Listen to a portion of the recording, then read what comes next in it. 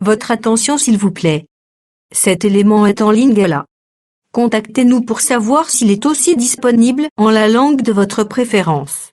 Veuillez aussi noter qu'il est en audio uniquement, dépourvu de ce fait d'image originaire. christequality.com. Les cieux sont à la portée de votre main, juste par un simple clic de la souris. Évangile-éternel.com. Conservation et partage de l'évangile éternel. En collaboration avec l'homme de Dieu, le Dr Jacques Moutombo, vous propose de suivre cette vidéo pour votre édification spirituelle.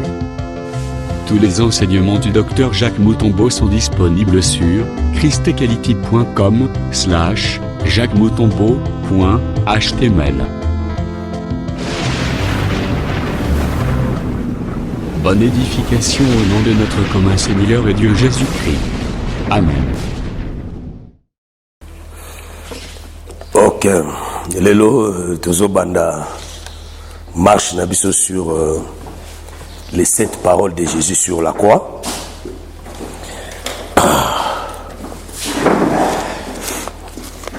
Tokotanga nanu ba parole ango nyonso. Lelo tokokota ta na détail ya parole ata moko te. Lelo tozolobela la pensée d'ensemble. Et à partir de l'obinde, tu bandis la première parole. L'obinde, tu vas expliquer les premières paroles. Et mais l'élo, tout ça, nous, na introduction. Il y a coupé ça, pensée Mobimba.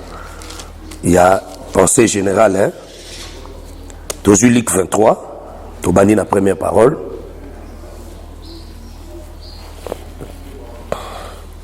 Aujourd'hui, à partir du verset 33 à 34. Lorsqu'ils firent arriver au lieu appelé Crâne, ils les crucifièrent là, ainsi que les deux malfaiteurs, l'un à droite, l'autre à gauche. Jésus dit, Père, pardonne-leur, car ils ne savent ce qu'ils font. Ils se partagèrent ses vêtements, en tirant au sort. C'est-à-dire, première parole, les alliés, pardonnez-leur, car ils ne savent pas ce qu'ils font. Donc, la première parole, c'est le pardon. Première parole, c'est le pardon. Tout ça, dans Luc 23, verset 42 à 43. Deuxième parole. Et il dit à Jésus, souviens-toi de moi quand tu viendras dans ton règne. Jésus lui répondit, je te le dis, en vérité, aujourd'hui tu seras avec moi dans le paradis. Voilà, deuxième parole. Deuxième parole, tu seras avec moi aujourd'hui dans le paradis. Voilà, deuxième parole. Aujourd'hui,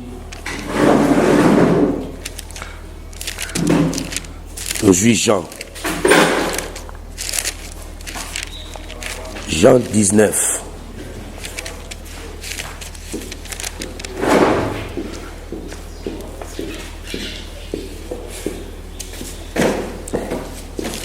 Non, aujourd'hui Marc.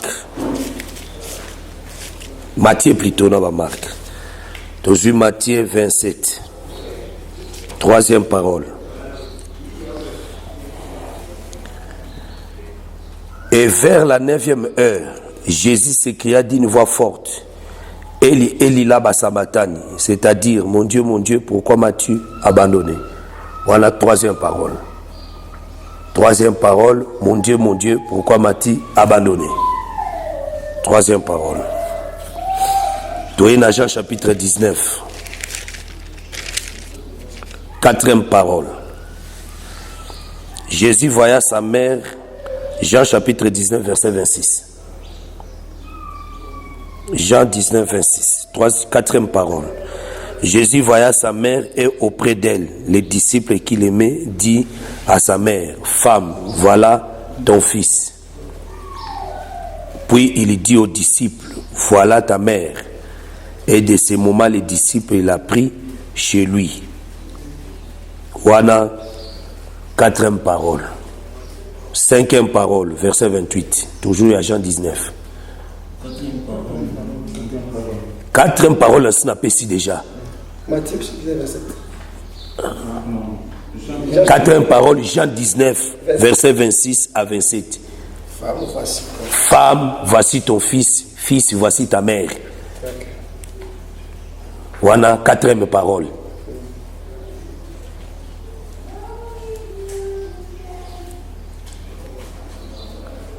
Cinquième parole, Jean 19 toujours, verset 28 à 29. Après cela, Jésus qui savait que tout est déjà consommé,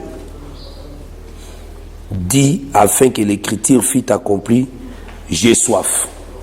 Verset 28 à 29, Jean 19. Voilà, cinquième parole. Après cela, Jésus qui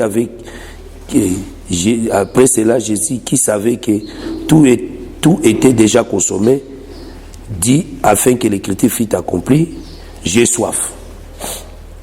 Il y avait là un vase plein de vinaigre. Les soldats en remplirent une éponge et l'ayant fixé à une branche d'hysope, ils s'approchèrent de sa bouche.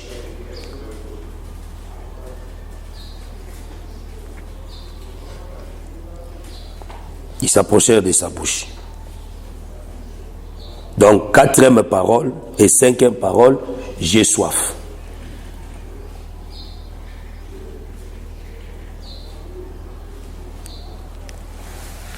Cinquième parole, j'ai soif. Sixième parole, toujours dans Jean 19, verset maintenant 30. Quand Jésus prit le vinaigre, il dit, tout est accompli. Il baissa sa tête, il baissa la tête, il rendit l'esprit. Sixième parole. Il dit, tout est accompli.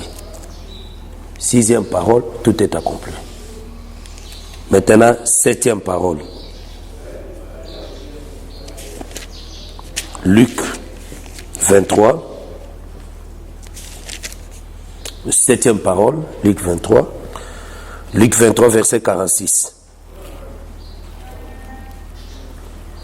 Jésus s'écria d'une voix forte, Père, je remets mon esprit entre tes mains. Et en disant ces paroles, il expira. Voilà la septième parole. Jésus s'écria d'une voix forte, Père, je remets mon esprit entre tes mains. Et en disant ces paroles, il expira.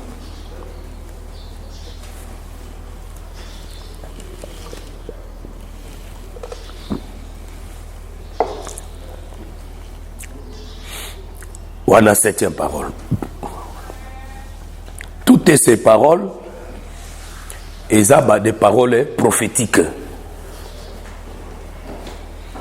Les paroles sont des paroles prophétiques.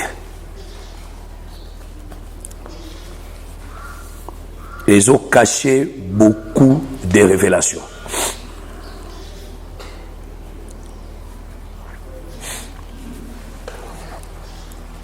Parce qu'en réalité, Jésus qui est la seule personne,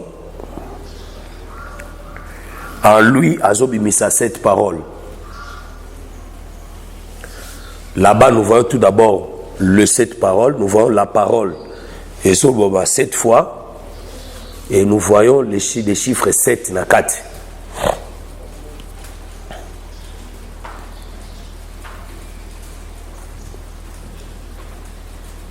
Nous avons les chiffres 7 na 4.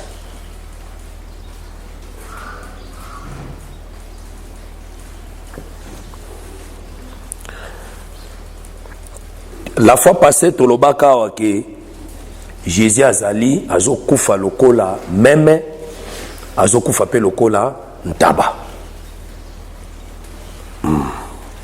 Tozwina nous Ésaïe 53.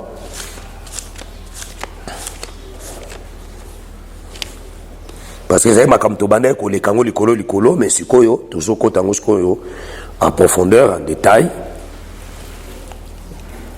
Tozwi à partir à verset nango 6.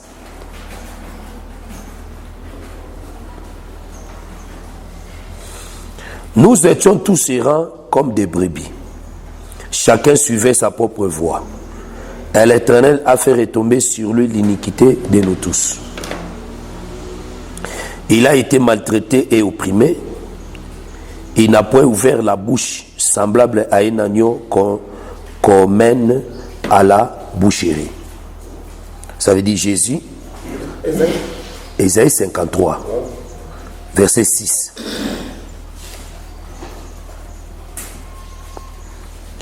Il a été maltraité, opprimé, il n'a pas ouvert la bouche, semblable à un agneau qu'on mène à la boucherie. C'est-à-dire Jésus-Christ va se présenter comme un agneau. Il n'a pas ouvert la bouche. C'est-à-dire l'agneau a fungolaka mon côté. C'est-à-dire na moma ya liwa na ye parce que bazo talisa bazo memaï na boucherie. Comme na boucherie ici c'est l'œuvre de la croix. C'est-à-dire état l'agneau a fungolaki mon côté. Tant sur liwa na ye, il a fermé la bouche. Il n'a pas ouvert la bouche.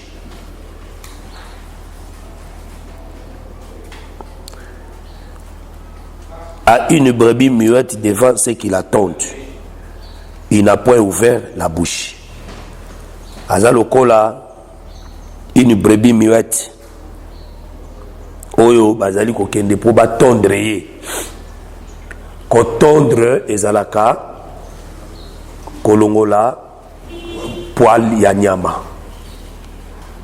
C'est-à-dire kotondre ici, ça parle aussi de la mort. C'est-à-dire, ma poil ya nyama ezalaka vie nae. C'est sa vie. C'est-à-dire, tant bazo longola e, ba poil no ba ki azo perdre vie wana.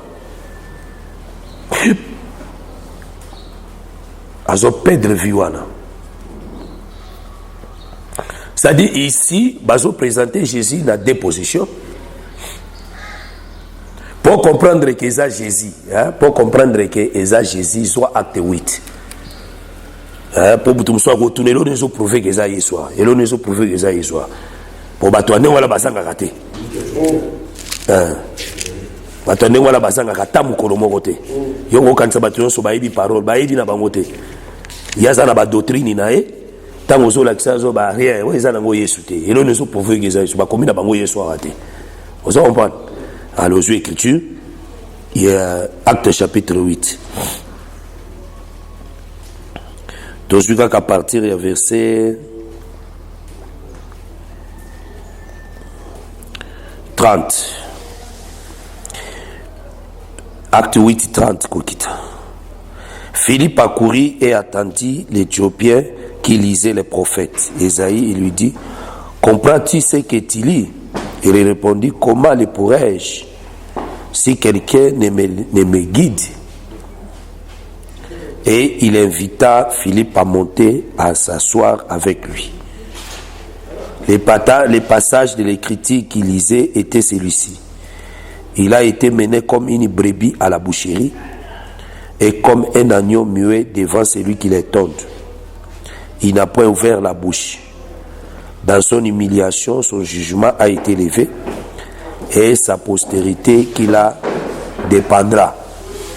Car sa vie a été retranchée de la terre. L'eunuque dit à Philippe, je t'ai pris. De qui le prophète parle-t-il? Ainsi, et c'est de lui-même ou de quelqu'un autre? Alors Philippe ouvra la bouche et commença par ce passage, lui annonça la bonne nouvelle de Jésus. Comme il continue leur chemin, ils rencontrèrent de l'eau et l'eunuque dit, voici de l'eau, qu'est-ce qui empêche que je sois baptisé? Donc, ici, l'eunuque éthiopien a outaki Jérusalem pour adorer. Dans retour, azotanga livre à prophète Esaïe, a tombé la passage. Et azotanga, Nzambe pe amemi Philippe en esprit, a commis place Yazala. Est-ce que vous comprendre makambo zotanga? alobi na koyeba ndenge nini soki mutu akolakisa ngai azate. Ça veut dire pour comprendre makambo nzambe il faut mutu alakisa. Soki mutu alakisi yo te okotikala ko comprendre te. Il faut mutu alakisa. abina ko comprendre ndenge nini soki muta ko gidenga azate na langage mususu asali une lecture mais eza toujours mystère il fallait qu'il l'interprétation abina ko comprendre ndenge nini soki muta ko gidenga te na sens mususu na comprendre ndenge nini soki muta ko interpréter lenga écriture azate vous comprenez. Ça veut dire il cherchait l'interprétation. Nde abandi kotanga nda tuni Philippe eneskoyo enika tuni Philippe. Prophète azoloba pona nani? Pona yemoko to pona mutu mususu. Ozola malap? Nde Philippe abandi ko annoncer la bonne nouvelle de Jésus-Christ par ces passages. Voilà. Ça dit, dans le passage, on a bandi ko annoncer la bonne nouvelle. Bandi ko l'accès comme on mutu yo bazolo baba memie lokola agneau, ba memie lokola brebis et ça de Jésus-Christ. Bazolo na malab? C'est ça. Ça dit, les prophètes Isaïe, il ne parlait pas de lui-même, mais il parlait de Jésus-Christ. Yenda zali agneau, yenda zali brebis. Or, tant bazo benga Jésus agneau, ça dit agneau azalaka mwana ya mpate. Bazo lana aza mwana ya mpate. Aza mwana ya mpate. Ça dit Jésus-Christ, il est le fils. Yango ba bengi agneau.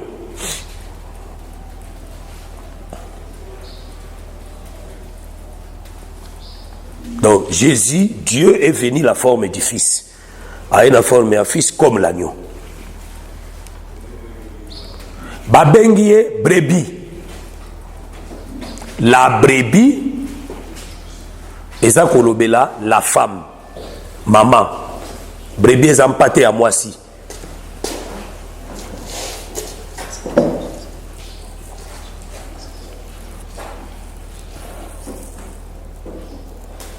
Brebis empâté à moi si. Agneau ezali empâté à mobali mais à moana le fils. C'est-à-dire qu'il y a Jésus sur la terre, aya ki lokola brebis, aya ki pe lokola agneau.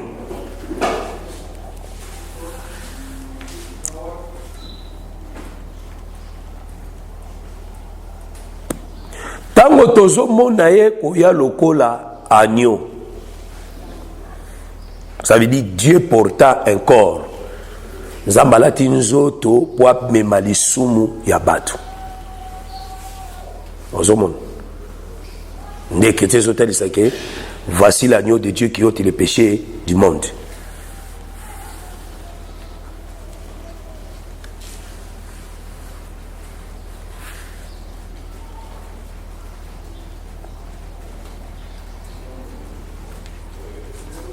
Ça dit Jésus était un agneau. Les fils, il y en a qui prennent le pardon, donc les péchés du monde. Les péchés du monde ici, c'est les péchés d'Adam, pas les mondes. Les hommes qui lui ont été. Parce que ce qu'on dit dans Jean chapitre 1, et que c'est sur le baïté, ayaki na mukili ndima qui était. Hein, toujours écriture. Jean chapitre 1.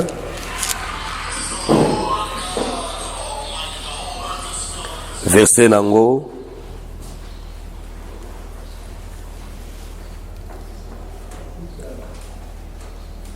Verset 10. Jean 9 à 10. Cette lumière était la véritable lumière qui en venait dans le monde, éclairait tout homme. Elle était dans le monde, et le monde a été fait par elle, et le monde dans la point connu.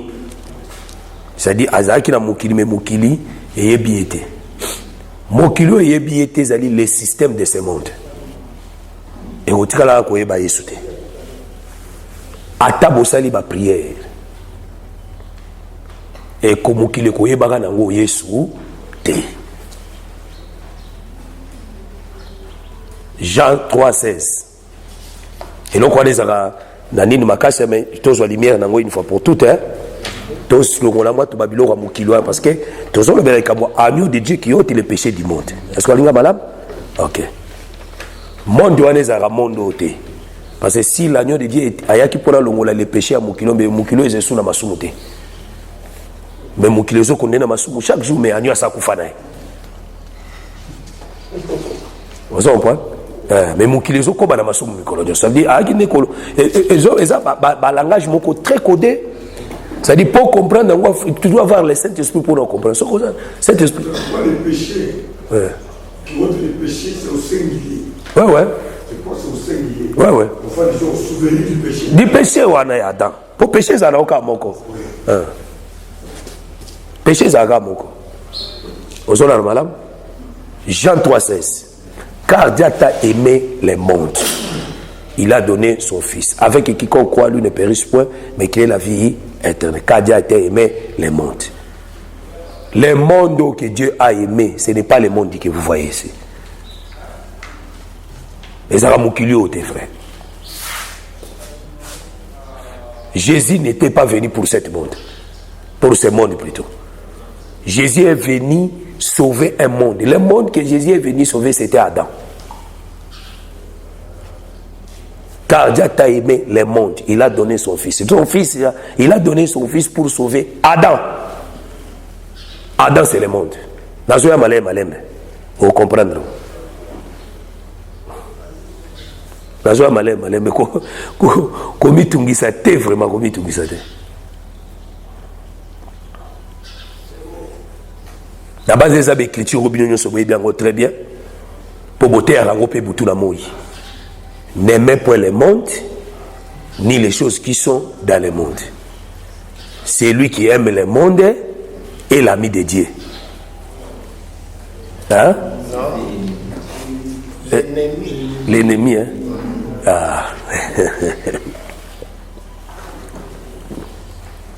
Ah. Bon, comprends ce que si Dieu avait aimé le monde ici, comment il a envoyé Jésus pour sauver ce monde?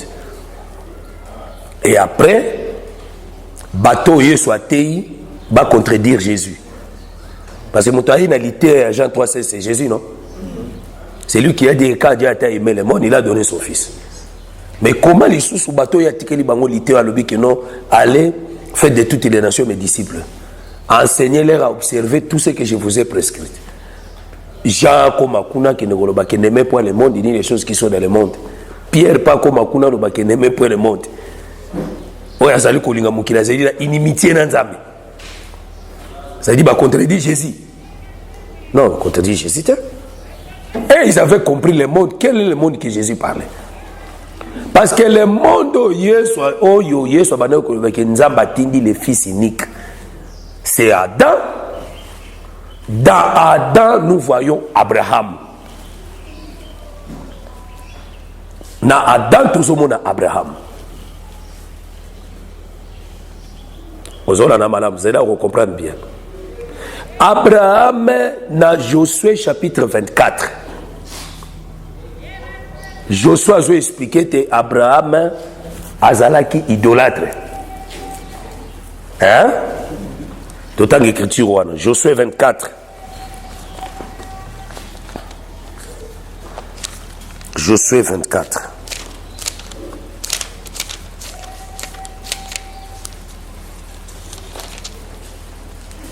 Verset nango 1, Kokitamuke. Josué assembla toutes les tribus d'Israël à Sichem. Et il convoqua les anciens d'Israël, ses chefs, ses juges et ses officiers. Et ils se présentèrent devant Dieu. Josué dit à tous les peuples, ainsi parle l'Éternel, le Dieu d'Israël. Vos pères Terach, père d'Abraham et père de Nachor, habitaient anciennement de l'autre côté du fleuve. Et ils servaient d'autres dieux.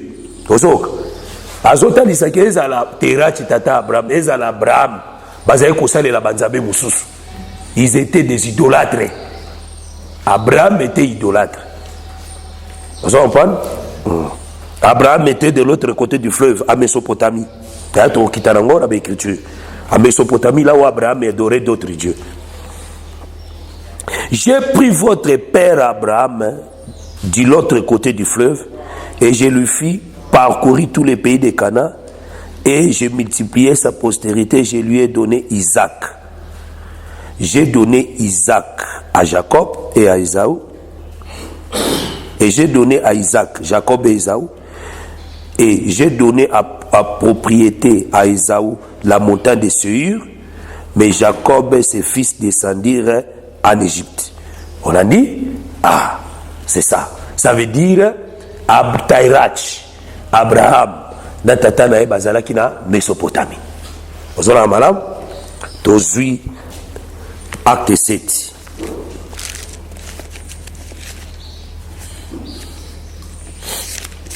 Tozui, acte 7.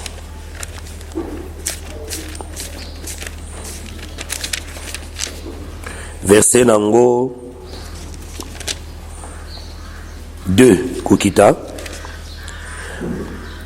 Étienne répondit au frère, Étienne répondit, homme frère et père, écoutez les dieux de gloire, apparut à notre père Abraham, lorsqu'il était à Mésopotamie, avant qu'il établisse à Charan, il lui dit, quitte ton pays et ta famille, et va dans les pays que je te montrerai. Ça veut dire, Abraham a dit Mésopotamie. Mésopotamie, c'est Babylone. Vous comprenez?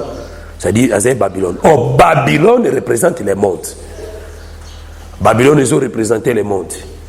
Quand la parole est descendue à Mésopotamie, il y a seulement une seule personne qui est le monde de Dieu. Une seule personne qui était le monde de Dieu, c'était Abraham. Car Dieu a aimé le monde, il a donné son fils. Son fils, là, c'est la parole. Oui, il quittait là qui Abraham. C'est ça. Vous en avez malade? Ah. Na Mésopotamie, mais Dieu a appelé seulement Abraham. Il a appelé seulement Abraham.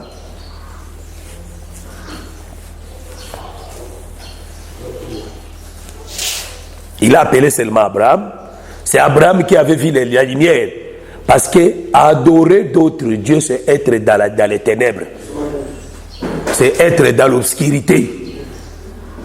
Parce que depuis Adam à Koyaki, parce que tant qu'Adam Koyi, les ténèbres est venu dans le monde. Vous comprenez? Parce que la chute d'Adam est l'obélaka, le début du ténèbre. Les ténèbres, il y a qui n'a mukilité. Dans le coup, il y a des ténèbres longues. Et longues n'a Adam, mais longues n'a mukilité parce que mukilité, ils ont connaître toujours les ténèbres. C'est dans Adam des ténèbres longues. Est-ce qu'on est malade? Est-ce que tu comprends personne? On comprend tout le Bible. Adam, tango a koué, parce que l'eau est le Bible, zama le Bible. Le jour où tu en mangeras, tu mourras. C'est-à-dire, tant que Adam était dans la lumière.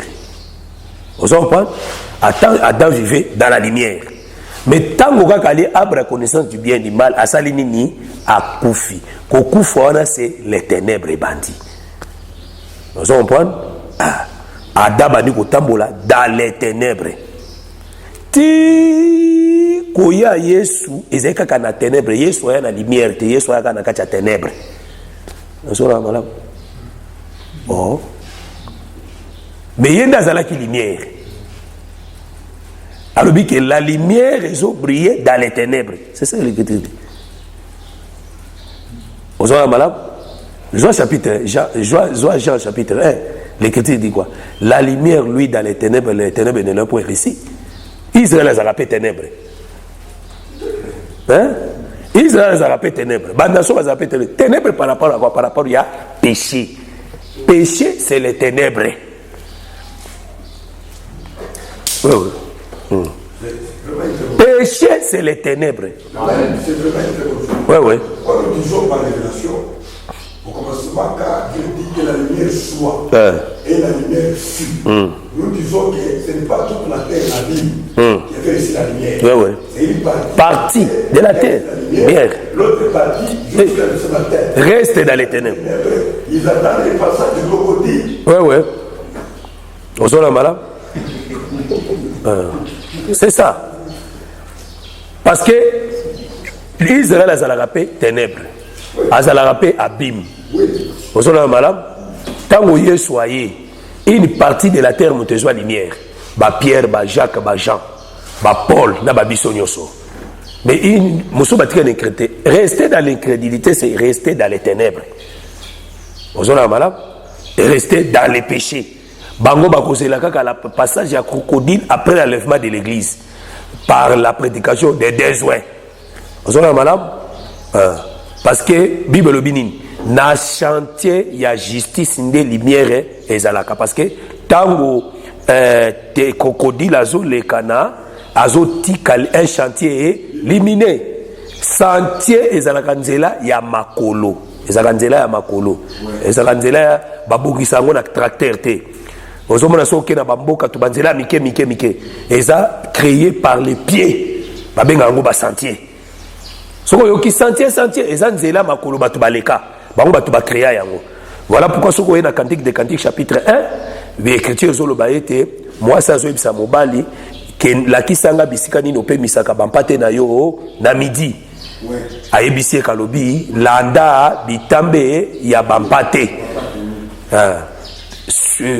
suivi landa les traces des brebis ba brebis za ba prophète vous en malam ba brebis za ba prophète na nzela ya ba prophète nde okomona les lieux du repos parce que ça ma casse comme to lo ma casse la doctrine, il faut que l'église, notre église, suive les traces des brebis ici, les apôtres. Les apôtres, parce que les apôtres, ils ont fait des brebis. Paul Alobango dans Romain, il dit que non, mais Magabiso na boucherie comme des brebis.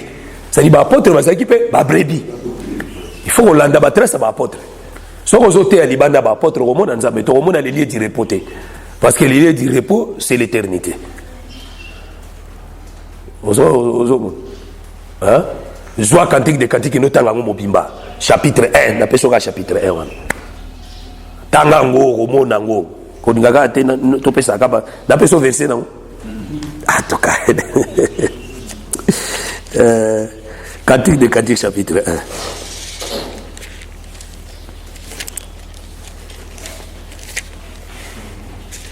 Cantique des Cantiques chapitre 1 verset nango 8.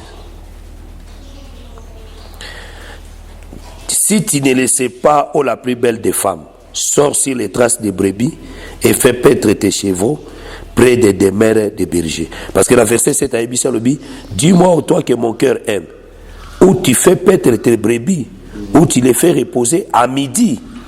Car pourquoi serais-je comme une égarée près des troupeaux de tes compagnons? C'est-à-dire, moi, ça, c'est qui n'est égarément, il y a le lieu du repos.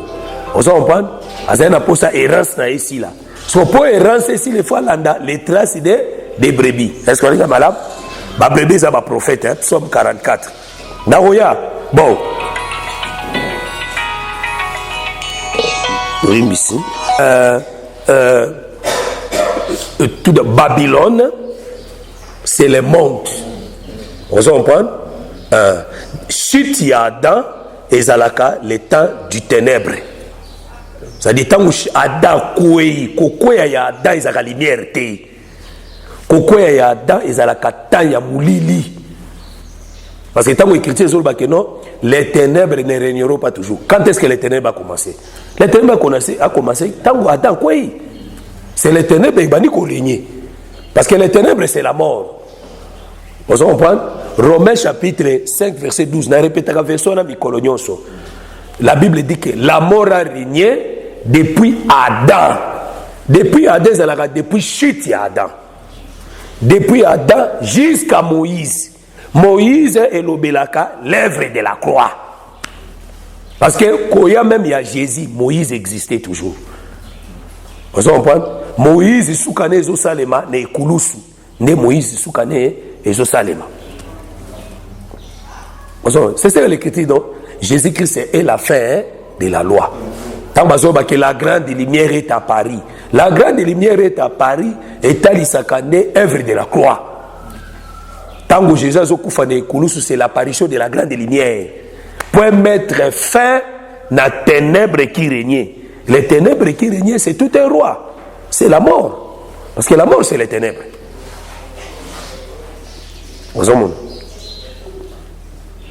C'est-à-dire, le monde entier est sous la prise du malin. C'est-à-dire, le monde entier est dans la ténèbres. Dans la moulili. Maintenant, Zambé na katia moulili, il choisit un peuple. Na katia moulili. Aponi peuple, mon peuple, on a des monde, c'est Abraham. C'est Abraham. C'est Adam que Dieu choisit. Est-ce que vous regardez, madame? A choisir, a ponier, na kati, ya milili. Milili, on a des alliés, ba faux Dieu. Ba fausse adoration. Ba faux enseignement. Zaba bimisi na kati. C'est ce que notre frère Étienne a expliqué ici. Alors, lorsqu'il était à Mésopotamie, avant qu'il s'établisse à Charan, il lui dit, quitte ton pays et ta famille et va dans le pays que je te montrerai. Et il y sortit alors du pays des Chaldéens et s'établit à Charan. Dès là, après la mort de son père, Dieu le fit passer dans les pays que vous habitez maintenant. C'est-à-dire, avant Abraham a côté na Cana, Abraham a sali parcours.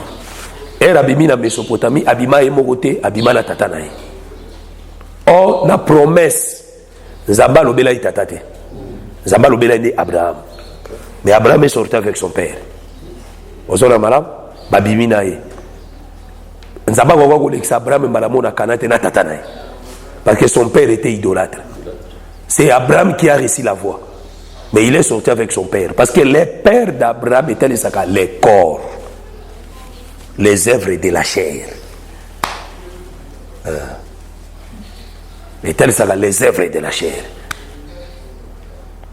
C'est-à-dire, Zambetanga bimisi biso na mukili, tobima me tobima na misala ya nzoto. Oui, ça tata na biso. Hein? Les pelotités, les pères d'Abraham, Terach. Terach qui est le père d'Abraham. Ce sont les œuvres de la chair. Il y a une image, il y a des œuvres de la chair.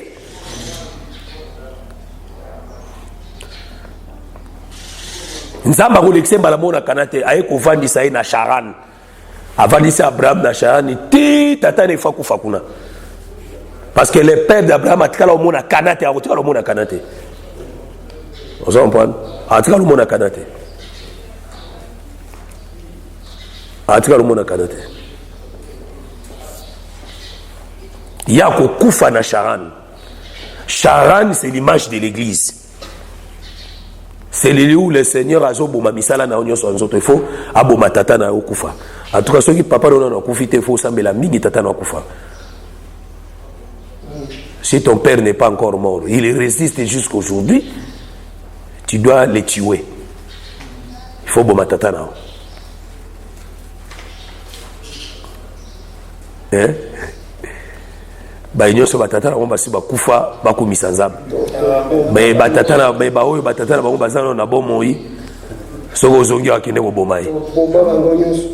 On a une inception de spirituelle ou bien physiquement. Yo veza Nicodème. Nicodème ba ebisie soko botami na nzoto, obotami na mai na makina na molimo te o boko za binga peza tata mukolo buna so sala libuwa babala ngai. Na ko botama ndengeni. Les pères tozolo ba onezali tata na yo rejeté. Oyo no tia papa no mbeli pa ma okoti prison na kasa pa. Les œuvres de la chair. Il faut tuer les œuvres de la chair. Hein? Ils ont écrit, hein? Le frère Paul a l'objet, hein?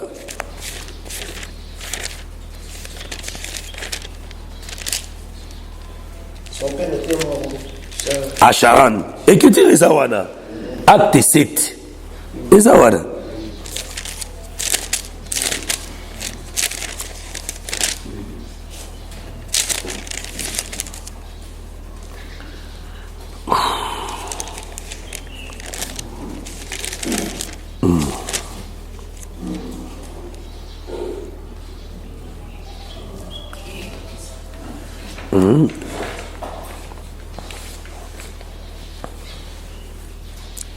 Écriture, faites mourir les membres de vos corps. Hein. Faites mourir les membres de vos corps, qui sont l'impudicité.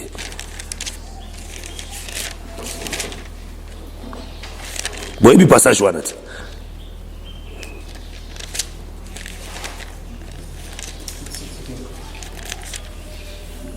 Colossiens 3,5. Faites donc mourir les membres qui sont sur la terre. L'impudicité, l'impureté, les passions, les mauvais désirs et la cupidité qui est une idolâtrie. C'est à cause de ces choses que la colère de Dieu vient sur les fils de la rébellion, parmi lesquels vous marchiez autrefois lorsque vous viviez dans ces péchés. Mais maintenant, renoncez toutes ces choses, à la colère, à l'immonité, à la méchanceté, à la calomnie, aux paroles déshonnêtes qui pourraient sortir de vos bouches. Vous comprenez? Ah, ça veut dire, Terach Neza, Colossiens chapitre 3, verset 5, Okita. Ne Terach Ewana. Ce qui Terach a koufi, de ce qu'on a dit à Abraham, va à Canaan. C'est ça l'enlèvement.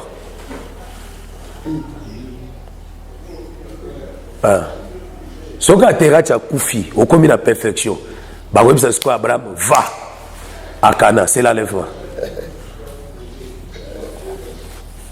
C'est l'enlèvement. Ça dit, c'est l'homme que Dieu a aimé. C'est lui le monde. Est-ce que vous avez malade? Ah. Nous avons péché son fils unique. Le fils unique, c'est Isaac. Parce qu'en réalité, Isaac a zara moi Abraham. Oui. Isaac a zara moi Abraham. Genèse 18. Isaac a zara moi Abraham. Ah ben oui, n'a-je expliqué. N'a-je expliqué, frère. Isaac a zara moi Abraham. Abraham a boté Isaac. Mais Dieu a donné à Abraham Isaac pour bénir Abraham. Après ça, Abraham Isaac pour Pambolaye.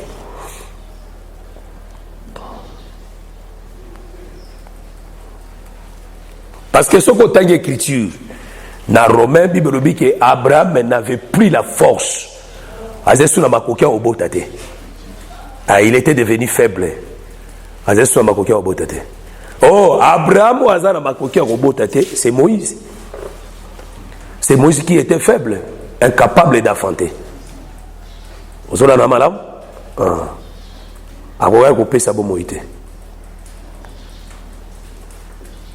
Yango omoni yango tolobako ezo ekamusaka makasi. Omona penza tata mukolo penza omona penza tata mukolo penza. Âge à 90 âge à 80 ans 70 ans a luka ba jeune fille abimana bango. Quelle force! Parce qu'en réalité mutuzo akomi mpaka za yesu na désir te. Hein? C'est ce que le frère Paul a expliqué sur Abraham, hein? Dans l'écriture Wana. Dans l'écriture Wana Abraham. Oh, bon, encore clairement. Aujourd'hui, Romains 4. Verset 18. Espérant contre toute espérance, il crut, en sorte qu'il devint père d'un grand nombre de nations, selon ce qui lui avait été dit. Telle sera ta postérité. Et s'affaiblir dans la, et s'affaiblir dans la foi. Il ne considéra point que son corps était déjà usé, puisqu'il avait près de 100 ans et que Sarah n'était plus en état d'avoir des enfants. il ne douta point par incrédulité au sujet de la promesse de Dieu, mais il fut fortifié par la foi, donnant gloire à Dieu. Moni baso bani balobi que son corps était déjà usé puisqu'il avait près de 100 ans et que Sarah n'était plus en état d'avoir des enfants. Le corps était déjà usé. Voilà pourquoi nous avons qui n'a secours. On dit que nous disons sont commis faible, corps est commis déjà usé dès qu'on l'a au sungao. Mais ce qu'on a nous macasse dans notre corps là au sungao. Vous comprenez? Il y a autre chose que papa a ça commis mon colo, alors qu'il a un désir à coucher moi cité. Ba désir ba sentiment ya bumwana ya mukili nzoto azana ngusu pour cette pour ne pas ça comme d'ampaka. Voilà pourquoi Nzamba ebisa ki Pierre, Yesu ebisa Pierre abi le jour où tu deviendras vieux. Mais Pierre azai da vieux non? Pierre azai da mukoloti. Hein? Ah. Pierre azai da mukolo. Par rapport à Jésus, Pierre azai da mukolo. Bah je sais que le jour où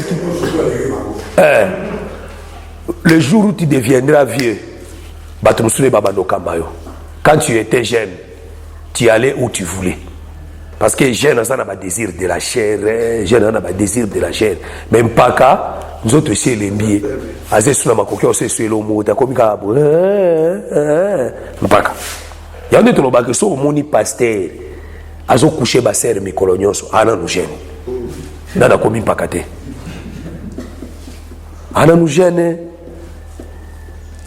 Parce que Azo Salaka va aventir chaque jour. Ana nous gêne. Nana va vieillir.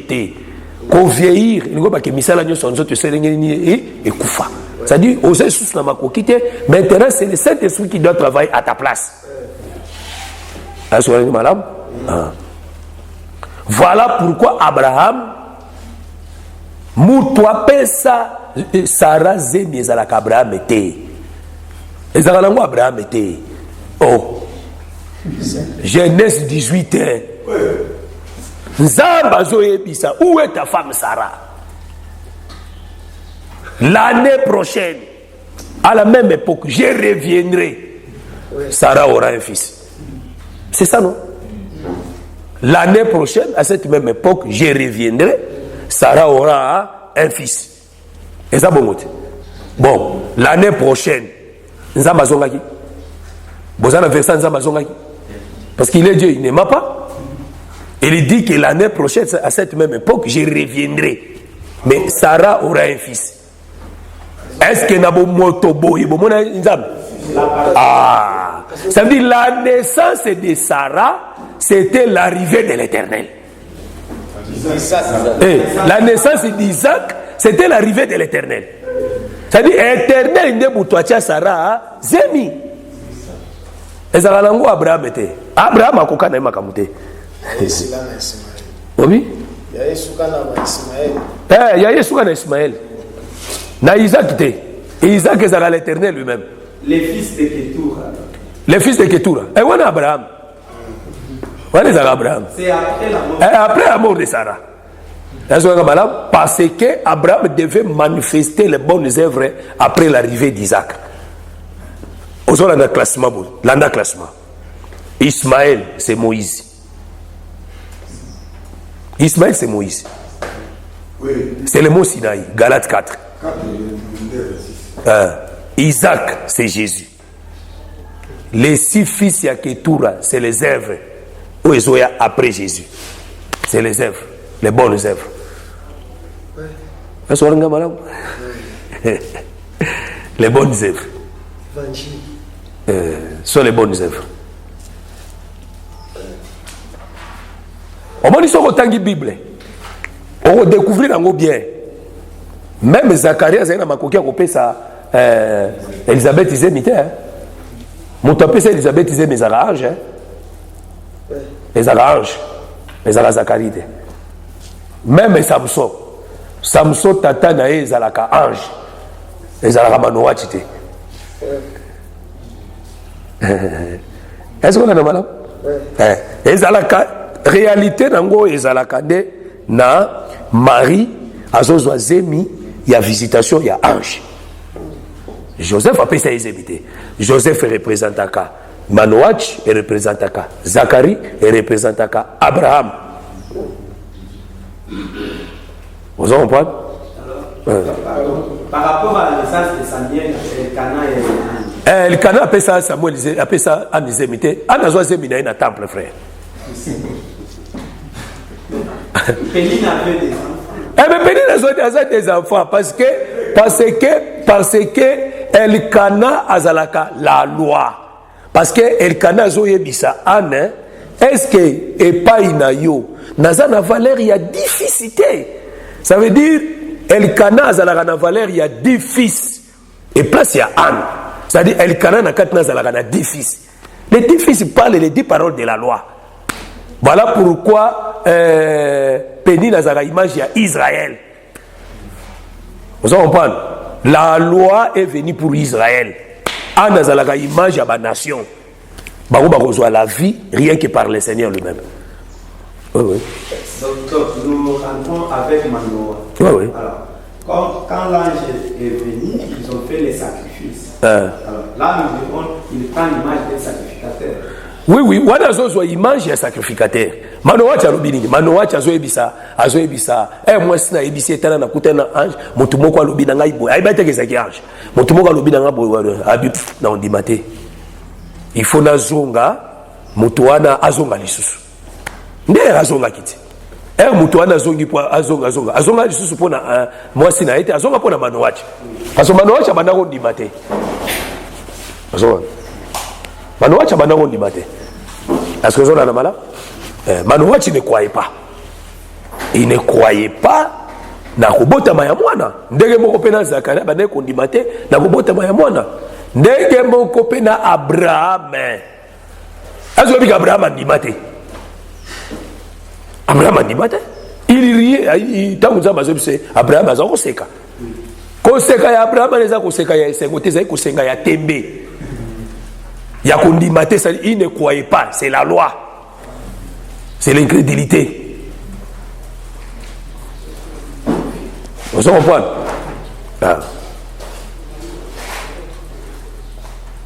Vous comprenez malade? C'est-à-dire Abraham a eu visitation, il y a le fils unique. C'est-à-dire tant Abraham a eu Isaac. Il y a un mot de côté dans Jean 3,16. Car Dieu a aimé le monde, il a donné son fils, afin que quiconque croit à lui ne périsse point, mais qu'il ait la vie éternelle. C'est ça. C'est-à-dire qu'il y a Isaac, la vie Abraham, et l'arrivée de Jésus-Christ. C'est lui le fils unique, non? Est-ce que vous comprenez comme dans le lobby? Hein? Abraham est terre. Hein? Abraham est terre. Abraham est terre, Abraham est peuple. Abraham, c'est l'image du peuple. Vous avez madame? L'arrivée à Isaac, ça veut dire l'arrivée de Jésus, parce que Isaac, c'est le fils unique du Père. Vous avez voilà pourquoi Moutou, il fallait sacrifier Isaac na Abraham. C'est le peuple qui va sacrifier Isaac qui est Jésus. Vous comprenez? Le peuple qui va sacrifier Jésus. Oh. C'est Abraham qui a tué Isaac, non? Parce qu'Abraham qui a tué Isaac, c'est un langage ébélé. Abraham qui a tué Isaac, c'est le père qui sacrifie son fils. Oui. Vous avez madame? Abraham qui tue Isaac, c'est Moïse qui a tué Jésus. Oui. Abraham a tué Isaac, c'est l'image du peuple qui a sacrifié Jésus. Oui. C'est ça, non? Tu comprends? Là, papa combat. Non, mais ça va. Donc, oui. Les personnes comprendre bien les Alessicaologies que Abraham a déjà faible. Azaki sous la force était. Mais après naissance, il y a Isaac. Mais aïe ko engendré, aïe ko bota bana. Tolobi boy. Tolobi que Moutoazo comme faible par rapport à chair. Quand tu deviens faible, Moutoa quoi qu'on peut se marquer ses enzames. Vous comprenez? Parce que l'arrivée d'Isaac dans sa vie n'est pas si makas a manifesté les bonnes œuvres. Parce que Kobota Mayabana Wanana qui aussi les bonnes œuvres. Oyo Abraham a manifesté, c'est ça. Vous avez malade. Bah bonne œuvre vous manifester à parole ou yozoyoka. Parole ou yozoyoka dès que vous manifestez les bonnes œuvres dans katina. Est-ce que les bonnes œuvres zarabana, oui bah ngote. Les bonnes œuvres zarabana.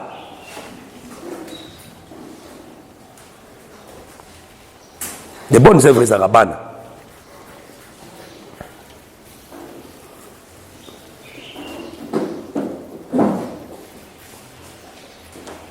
C'est ça maintenant les bonnes œuvres que nous bénéficions aujourd'hui, nous l'église. Ouais, ouais. C'est tout là.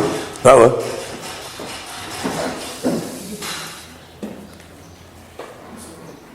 Ozo landati. Ok. Ça veut dire le monde. Oyo tozo loba, oyo nzamba lingaki, c'était Abraham.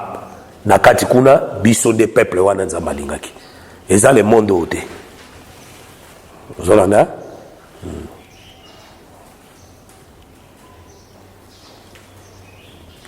Voilà pourquoi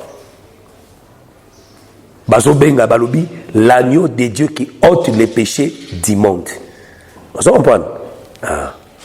L'agneau de Dieu qui ôte les péchés du monde. L'agneau de Dieu qui ôte les péchés du monde, c'est Jésus qui ôte les péchés d'Adam, qui ôte les péchés d'Abraham.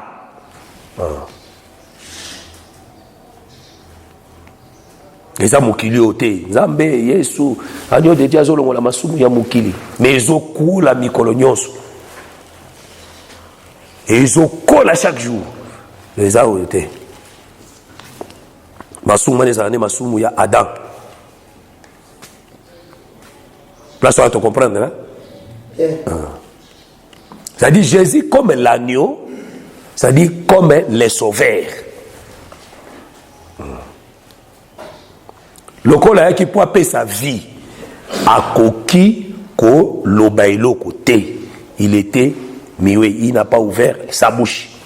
Il était muet parce que a qui copé ça bon moi comme le fils de Dieu, comme Dieu porta un corps.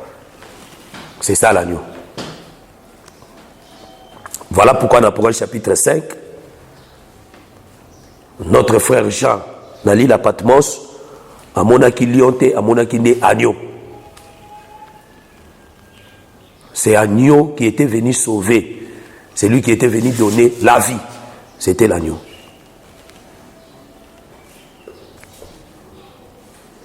Or, l'agneau, c'est la grâce.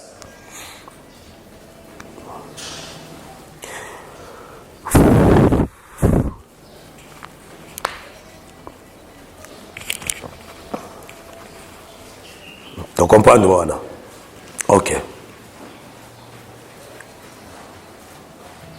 L'agneau, aussi le fils de Dieu, hein? L'agneau, c'est le fils de Dieu.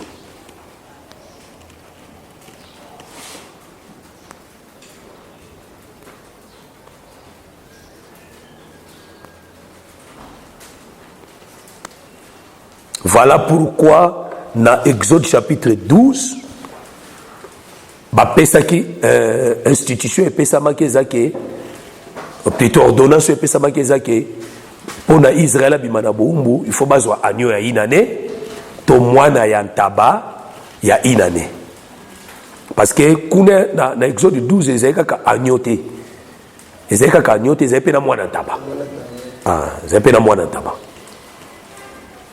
mais au moment on ne parle pas de mwana ntaba. Balobela kaka agneau. Et ça on peut problème te. Ceux qui va me sous bazuita on lobela ngote biso tozo zwata on lobela. Comme les frères Paul Alobaki hein. L'état me manque pour parler de Samson, l'état me manque pour parler de Jephthé. Hébreux 11 hein. Biso tozo zwata on lobela bango. Donc ça veut dire l'agneau qui est le fils.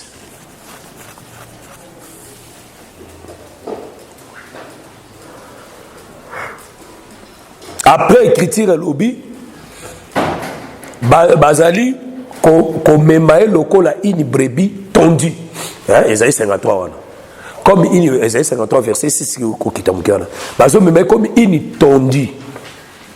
Il n'a pas ouvert sa bouche devant ce qu'il a tondu. Vous comprenez? bazobema ye comme une brebis à la boucherie, comme une brebis tondue, bazolongola ye ba poil, bazolongola ba poil. Or Jésus-Christ est sur la croix, bazomema ye ne kulusu azalaki lolenge misato, azali lolenge misato ya nyama,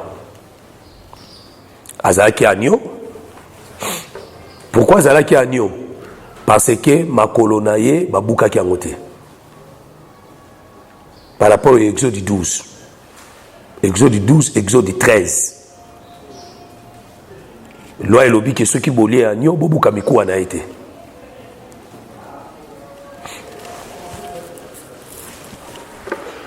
Bobuka mikuwa na ye te, azalaki agneau.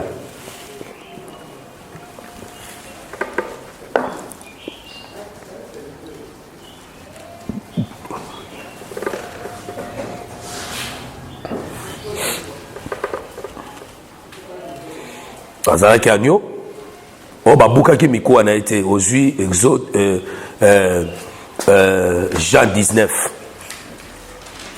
Jean 19, écriture elobi babuki makolo ya babriga nyonso mibale me bakome pa Yesu babuki makolo na été.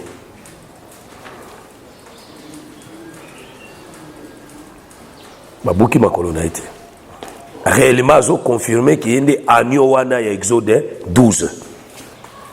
C'est lui le véritable agneau.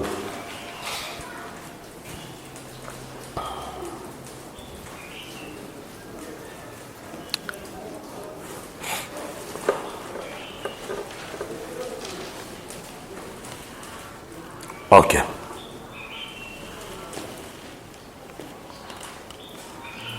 Jésus a équipé le cola brebis.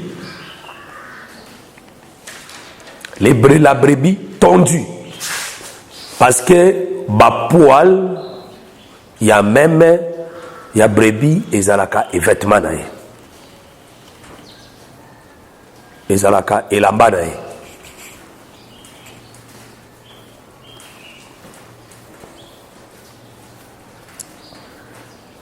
Et Jésus aussi, on l'a déshabillé.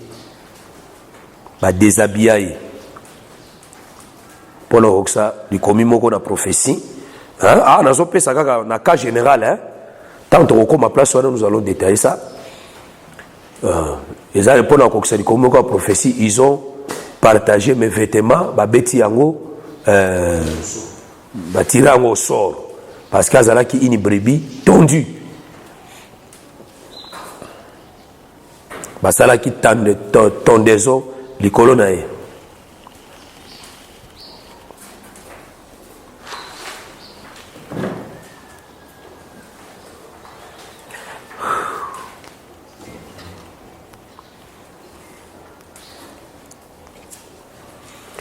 Et Jésus a qui paie une chevron.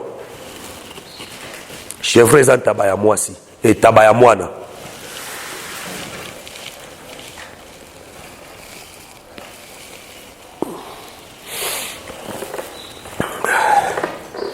Yesu azala qui paie une tabaya moana.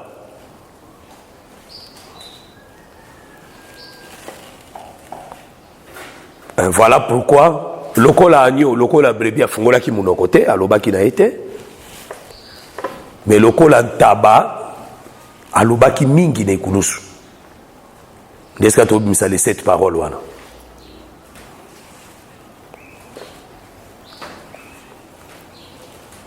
Aloba ki mingi.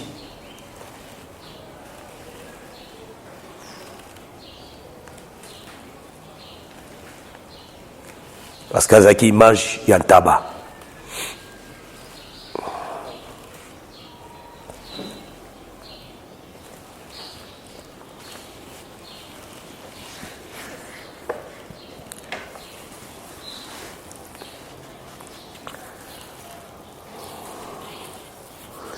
Tosi tolobeli da agneau, tozo touché mouké brebis. Brebis, ezolobela. Tout d'abord, non, brebis est à moisi. Brebis est à même à moisi. Et les autres, nous Yesu, ayaki aussi la nature, il y a femme. Jésus a occupé la nature, il y a moi si. Il faut quoi Meka, à Meka koyemba Dieu au féminin, mais koka na été. Vous voyez bien moi là. Dieu au féminin. À Meka qui me simbate. Pour y binete.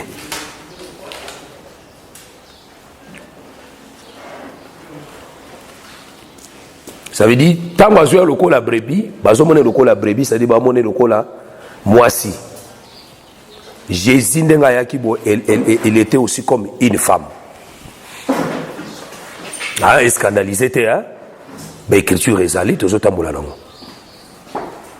Jésus a le col la moisi. Pourquoi Zalaki moisi? Tu as bien l'écriture au Baron Mikolonio Soavo. Matthieu 23, verset 37. Israël, chaque fois que vous avez soso ya mwasi, asangisaka bananae. C'est-à-dire, ça qui soso ya mwasi. Matthieu 23, 37. Ah.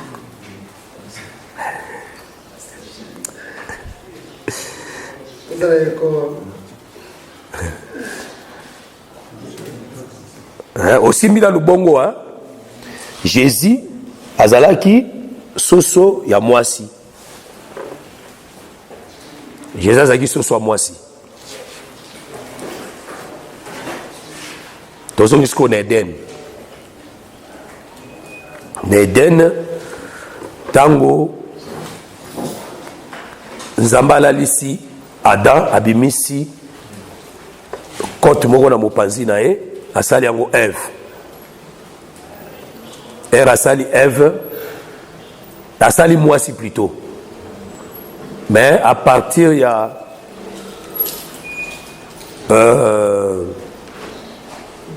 Genèse chapitre 3, Adam pesi moisi na kombo ya Eve. Tant que pesi kombo ya Eve alobi bakobenga ye Eve la mère de tous les vivants.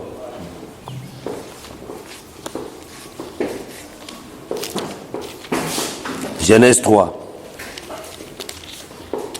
verset nango 20.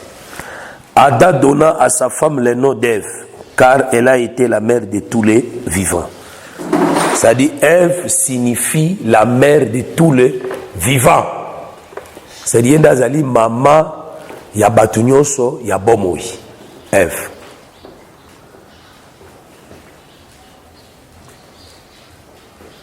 C'est quoi la difficulté de ce difficulté de ce le frère Paul Azoya, Azoya Bageno, Batunyoso, Bazo vivre dans le plaisir ya mokili oyo, Baza Bakoufi, attaque au Baza na bomoi. Hein? Vous voyez que tu vois là? Hein?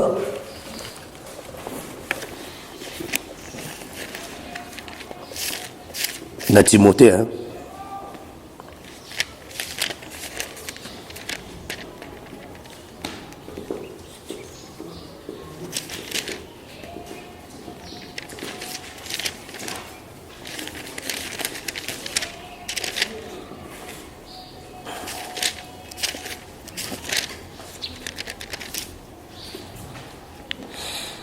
Timothée 5, verset 6.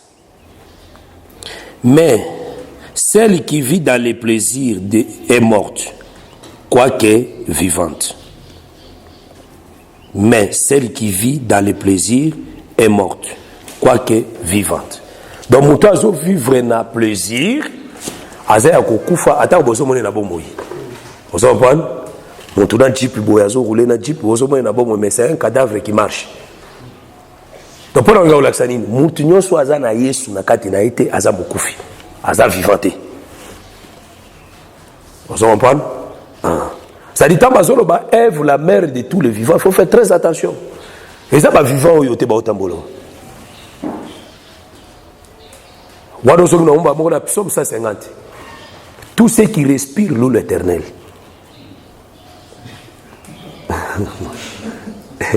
Tout ce qui respire loue l'Éternel. Tout ce qui respire loue l'Éternel, frère.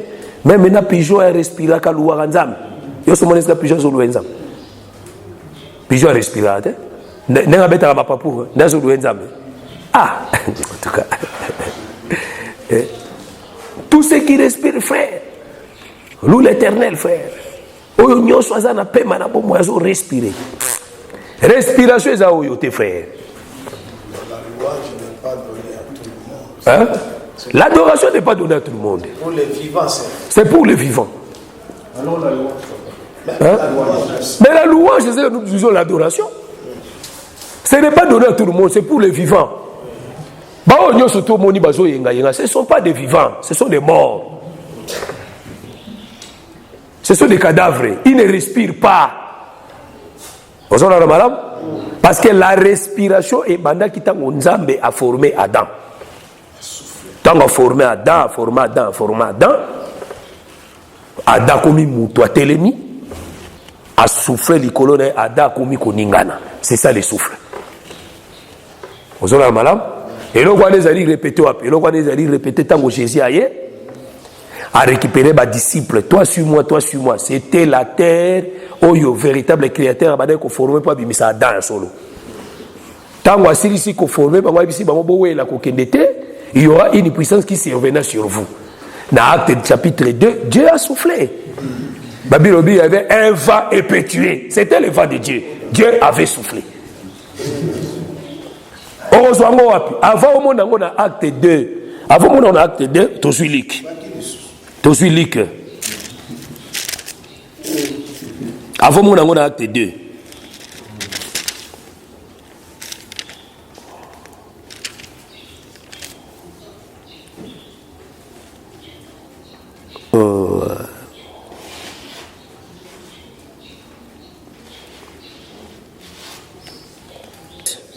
Verset 22. Après ces paroles, il souffla sur eux et leur dit, recevez le Saint-Esprit. Ah, c'est ça. Ça dit, Yesu Nazala, le créateur qui a créé Adam. Jean 20, 22. Vous comprenez? Cette prophétie, cet acte s'est accompli dans l'acte 2. Tant que si qu'on formé Bango, Bazalaki Batu, mais Bazalaki n'a pas moïté. Vous comprenez? Il y aura une puissance qui surviendra sur vous. Dans l'acte 2, le souffle, Dieu a soufflé sur eux. Vous comprenez? D'autres pasteurs font une pratique en soufflant sur les gens que Jésus avait soufflé. Ça, c'est la aventure. Ça, c'est aventure, frère. Jésus a soufflé, Nicolas Bayekolina, il a recevé le Saint-Esprit. Et cette écoxamine à acte 2, il y avait un vent impétueux. C'est Dieu qui a soufflé. Et le souffle là, Saint-Esprit. Ah, c'est ça. C'est qui respire l'eau l'éternel. C'est-à-dire, il y a un Saint-Esprit, il y a une respiration. À louer l'éternel. À louer l'éternel. Parce que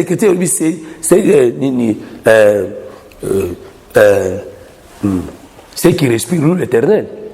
Mais comment Montokolo Bakazo louer l'éternel, Azo Mbela Marie-Jeanne Nzemo? Azo louer l'éternel. Parce que c'est lui qui doit respirer. Il doit louer l'éternel de toute sa vie.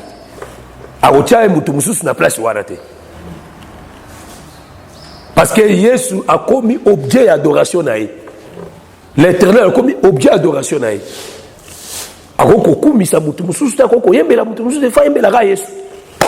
Il faut ça, il a Jésus.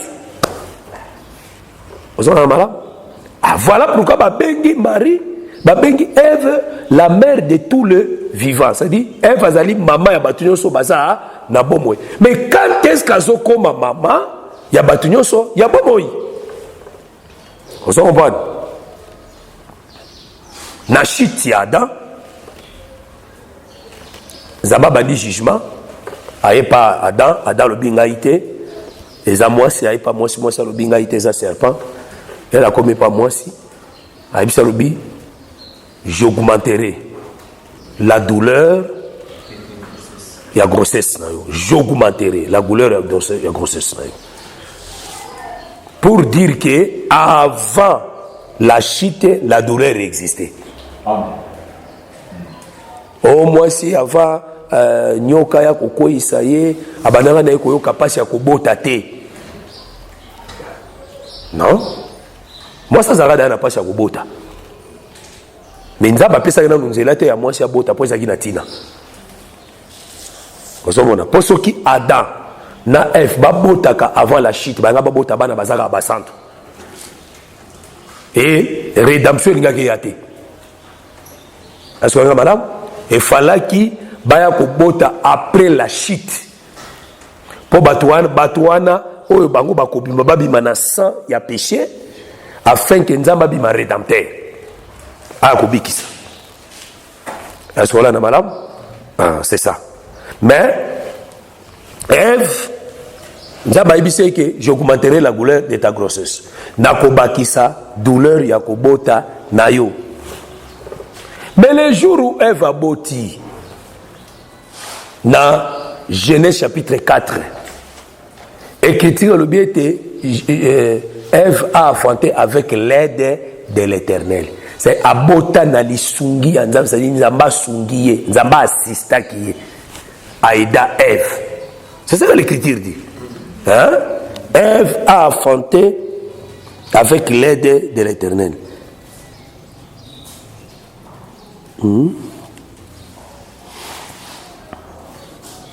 Aujourd'hui, Genèse 4, verset 1. Adam connut Ève, sa femme. Elle conseillait à enfanta Caïn. Et elle dit, j'ai formé un homme avec l'aide de l'Éternel. Abota qui n'a lu sungi ensemble. Vous avez besoin d'assister, à sungi, besoin bota bien. Ça veut dire, à santa qui douleur ou anate. On s'en va augmenter qui wana, à santa qui a monté. Elle n'a pas senti ça. En réalité, ce qu'on a prophétie, il faut pas solo bela, ils ont voté. Vous avez madame, ils ont voté. Pour il faut yo abota la douleur ou anate. J'augmenterai la douleur de ta grossesse. Elle va sentir côté. Vous comprenez? Plus tard dans la Bible, moi je suis moko na kombo ya Rachel. Moi je suis na kombo ya Rachel. Yende abota na accomplissement ya prophétie ya Genèse 3. Balobi mukolo ya kobota na ye ba memiye be bazao que de voyage balongwa qui est pas Laban bazozonga na Kana. Zozo voyage parce que wana auti ko kabwana déjà na Laban na kati nzela bazozonga ne pasa kobota esalié pour abimaka na zemi. Pas à roboter salier dans Nzela. Écriture l'obini, tous une écriture.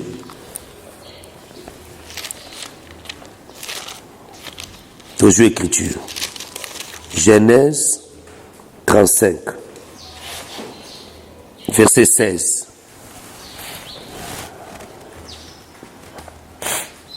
Ils partirent de Bethel. Il y avait là encore une certaine distance jusqu'à Ephrata. Lorsque Rachel accoucha, elle eut un accouchement pénible. Omoni, dans Nzela, tant que comme na moment ya Rachel kobota, abota qui n'a pas, c'est-à-dire soit qui li sungité. On peut ce qui moi ça solo baké, j'ai formé l'homme avec l'aide de l'Éternel, c'est-à-dire à sentir que aboti na kimia. Ah, aboti na kimia. Maman zakat na biso ayebi likamga na oloba. Hein? Genèse 35, 16. Maman zakat na biso ayebi likamni ninga na oloba. Ça veut dire balobi Rachel abotaki na pasi akusha na pasi moko ya kosakana te. Omoni tolingi na luté mbala moko to kende na Jésus Christ moi si 30 cycles d'argent eza bien mais wana e ata na suka parce que ba démarche ya Yesu moi c'est belé. Vous comprenez? Il y a 30 cycles d'argent ça bien pour wana eza nango clair. Donc il est Lévitique 27 estimation à moi si ils ont 30 cycles d'argent allez Caïn et plutôt Judas ateka ki Yesu na 30 cycles d'argent Yesu aza mwasi to sudi wana mais makambo Yesu a mwasi c'est belé ato ke desiko na démarche ya mwasi ya Yesu kobota pour Yesu ya botaki ndeto ke na usala démarche ya Yesu mwasi kobota hein 27. Lévitique 27. Et puis aujourd'hui, Matthieu 26. Il y a 30 cycles d'argent, estimation à une femme. Parce que mobile, estimation à 50 cycles d'argent, mais moi, si estimation à 30 cycles d'argent. Matthieu combien? Matthieu 26. Judas, ça n'a pas de sacrificateur, qu'on soit bon au 30 cycles d'argent pour attaquer Yesu. Attaquer Yesu na 30 cycles d'argent à estimer. Allez, s'il vous plaît, au numéro suivant, pour retrouver la suite de ce message.